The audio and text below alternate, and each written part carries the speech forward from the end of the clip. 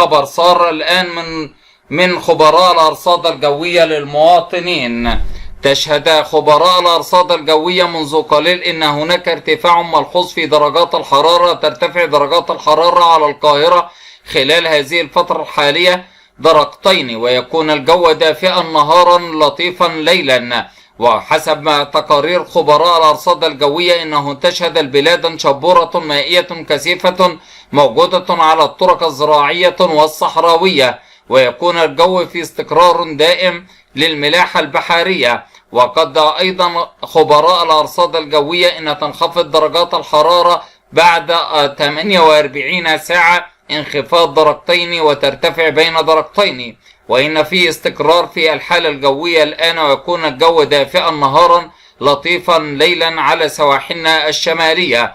وتشهد أيضا سلاسل الجبال البحر الأحمر تغيرات خفيفة طفيفة جدا حول الرياح النشطة على سلاسل الجبال البحر الأحمر، ويكون هناك بعد حاملة الأتربة والرمال شمال شرقية غربية خفيفة معتدلة في بعض الأحيان.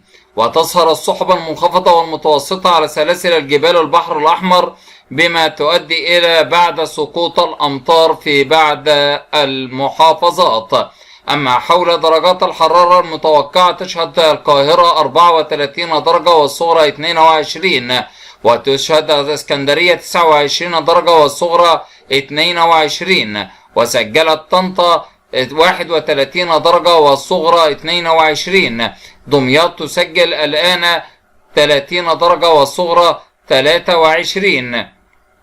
الأقصر تسجل 34 درجة والصغرى 23. أعزائي متابعين قناتنا الكرام، أشكركم على حسن استماعكم، ولكم مني كل التحية والتقدير. دمتم ودامت أوقاتكم، وإلى اللقاء في تغطية إخبارية أخرى، والسلام عليكم ورحمة الله وبركاته.